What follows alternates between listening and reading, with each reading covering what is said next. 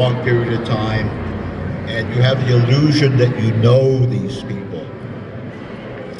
And the reason that you come back to read that script is not because something in your head says, oh, the plot of that one was, 2 years ago was bitchin'. You come back because you want to spend time with those characters. And I tell writers, look, it's the same thing with Harry Potter, the same thing with any of these things, that nobody remembers the plot of the last Harry Potter movie, but you could tell me everything about the characters, about all those characters, about, Hermione and anyone, because that's why you come back to see the next movie, because you want to spend time with those characters. So I've always been heavy on the characters and making the stories character-driven rather than come up with a plot and have the characters just be puppets marching through the plot. Stories like that are just choreography, and I'm not into choreography. Excellent. Thank you very much. So I'd like to give the audience an opportunity to ask questions if someone has one. You can come on up. Have you speak in the microphone.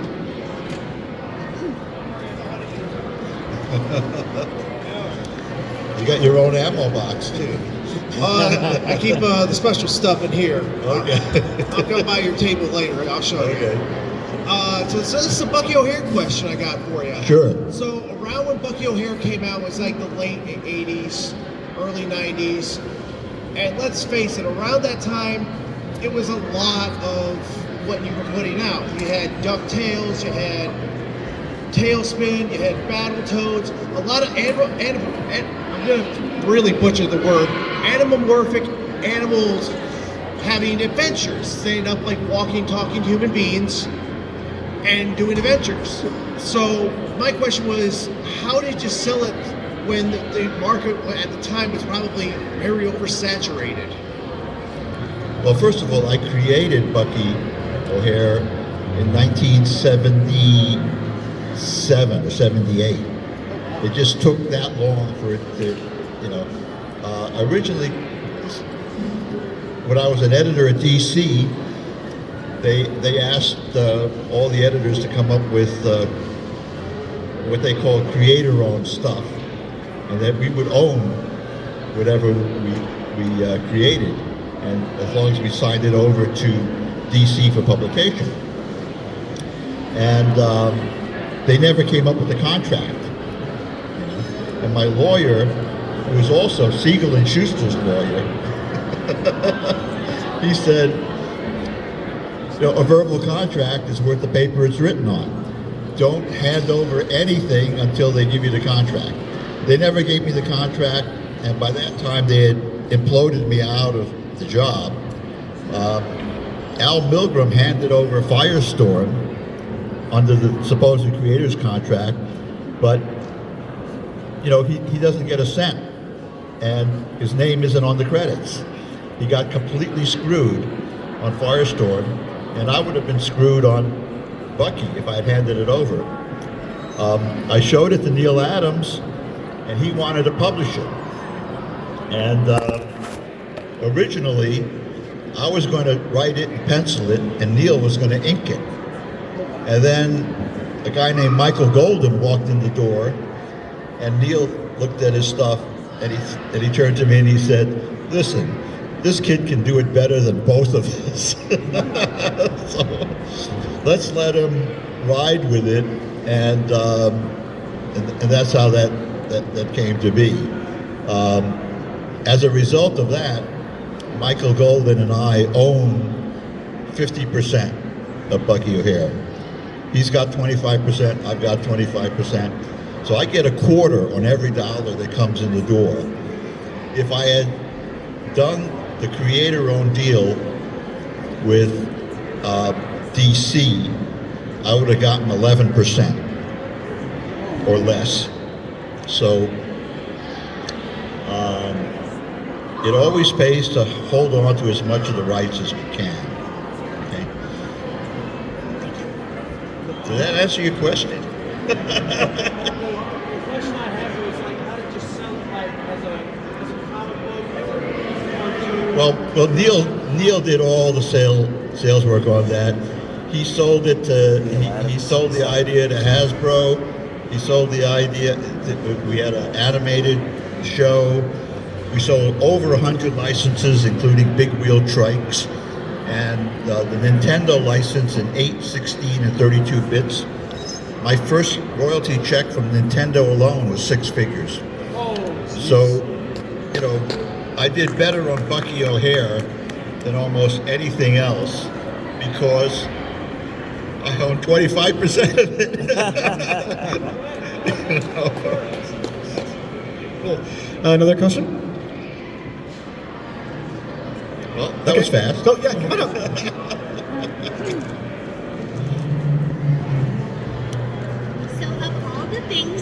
Of all the things that you've worked on, all the projects, all the characters you've created, what's your most favorite thing that you've done? My favorite? Bucky O'Hare. No, because I got into comics because I wanted to do funny animals. I was a major Carl Barks fan. I've still got all the Carl Barks comics, Uncle Scrooge's that I bought when I was 6 or 7. They're the only comics I really keep. I thought he was an absolute genius, and I've said countless times that GI Joe is simply the Junior Woodchucks with guns. Excellent, excellent. So going to some of your other properties, like GI Joe, what are some of your favorite memories of working on that property? On working on GI Joe? Yeah. Oh, too countless to recount. I'm still working on it, up to issue 308. Yeah. So I've probably written over 400 actual GI Joe stories. Gotcha. So, what about Wolverine? Do you have any favorite memories from that? Oh, too many. I mean, I wrote Wolverine for like 8 years, and I got to work with some of the best guys in the business, you know, including Mark Silvestri, you know, Adam Kubert, Ron Wagner, you know. Yeah. And Ron Wagner's from this neck of the woods. In fact, he's actually wandering around the con someplace. You can find him and you can get him to sign your Nth Mans for you.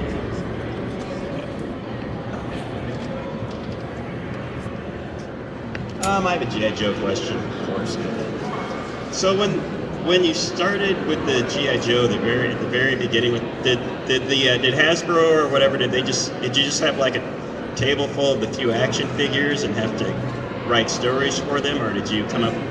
Because I figured they had the very first toys first, and then because I watched that show on Netflix too, and like Snake Eyes was like a value figure unpainted, and it's funny to me, and he turned out to be the coolest. And I mean, obviously him being black, totally black and painted is like, well, that's a ninja.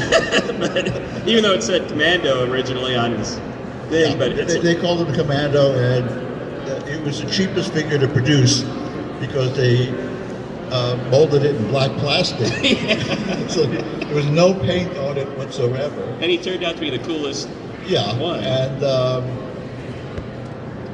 but I actually had to create 4 covers before I started writing anything. I designed 4 covers. Those were the commercial covers. I had no idea what was going to be the story in those books. They only told me, look, we want, you know, a cover with these figures and these vehicles on it. Mm-hmm. So that's what I did. And when that issue came around, I had to figure out a story that matched the cover. But what I discovered from doing that was that the covers are so important. and that so many times, I've seen editors struggle with, they got a story, and it's a fairly good story, but there's nothing in it that would make a kick-ass cover. So I decided at that point that the covers would come first. I'd come up with the most kick-ass, visual that I could, and then craft a story around that visual. Because, first of all, I don't identify as a writer, okay? I never have. I had to draw comics for 15 years before anybody would let me write one. And they were really against me writing anything. I asked every single, when I was a full editor at Marvel, when I started out there, I asked every single editor for writing work, and they all said, no, you can't write, you're an artist. In fact, I was able to prove that no Marvel editor would give me writing work, and I got dispensation from Jim Shooter to write for other companies while I was an editor at Marvel. So when Hasbro came to Marvel with GI Joe, toy and license books were at the bottom of the heap. The licensing fee came off the page rate, so they paid less money. So no A-list or even B-list writer or artist wanted to work on any of the toy books. So they asked every writer, and they all turned it down. And he went down the office editors row.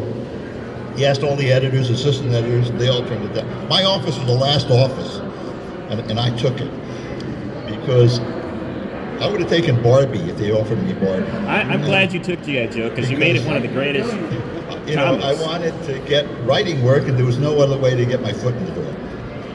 Writing a military book or a military action book was probably the last thing I wanted to do.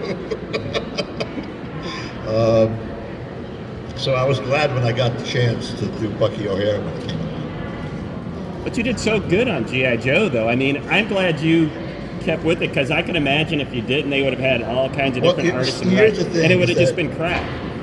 I worked for Neil. I sat next to Neil Adams for 3 years in continuity, and his attitude was that, no matter what it is, if it's a commercial job and it's an advertisement for Twinkies or whatever,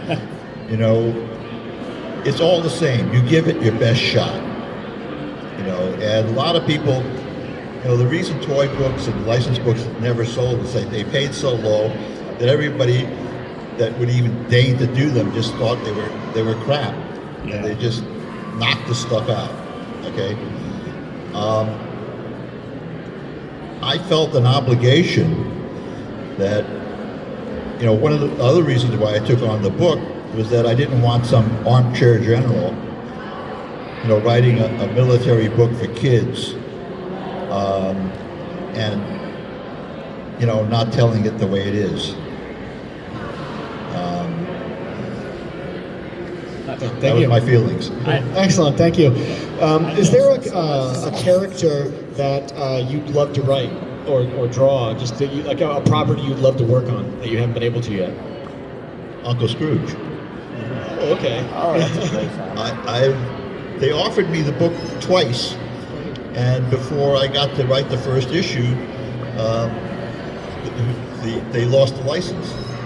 The problem was, Disney would pull the license every year. That's why there's been something like 20, 30 publishers of Walt Disney Comics. So I missed out on it twice. I got really close, but never got to actually write a story. Darn. Okay, another question? Yeah.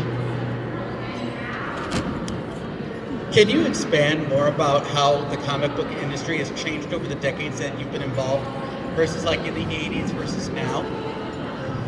Well, first off, I got into business in the early 70s. I actually saw my first cartoon in 1966. Wow. I was like 16 years old in high school, and I sold the cartoon to Castle of Frankenstein. Then I went then I got involved in underground comics in New York. I was doing underground comics in London for Oz, and I did underground comics in the East Village for Vaughn Bodie, who's putting out Gothic Blimp Works. And the other people in Gothic Blimp Works were R. Crumb, Mike Kaluta, Bernie Wrightson, Art Spiegelman, Trina Robbins, Kim Deach, Spain Rodriguez, everybody that started underground comics. That's where it started. Then they all moved to San Francisco. But I was actually part of that first wave. When I got out of the Army, I didn't know what I wanted to do. I had a job drawing shoes for Sears Roebuck, Montgomery Ward, and J.C. Penney catalogs. And you know, by law, they're required to give you your old job back if they draft you out of it. And I didn't want to go back to drawing. The other thing was that what I really wanted to be was a fashion designer and illustrator. And you know, drawing shoes was a foot in the door for that. But I really didn't know what I wanted to do. My friend Ralph Reese, that I knew from high school, was already selling stuff to the black and white horror books and National Lampoon. And he said, listen, you know, you can pencil faster than I can ink, and I can ink faster than you can pencil. So, you know, if we teamed up, you know, we could actually like maybe make some money. So we started a studio together. We did a lot of jobs for National Lampoon, Children's Television Workshop. We did illustrations for Esquire, Rolling Stone, and all that. And then I got a job as Wally Wood's assistant. And when Wally Wood left to move to Connecticut, he set me up with Neil Adams at his studio. And that's where it all started. That's terrific. Thank you. Excellent, thank you. Well, we're unfortunately about out of time, but Mr. Hama, we really appreciate you taking time to come visit us here at QuadCon. We appreciate you coming out to share stories with us, and we hope you enjoy the rest of your time here, and I'm sure many people would love to come and meet you at your table. So please help me thank Mr. Hama. Okay, thank you.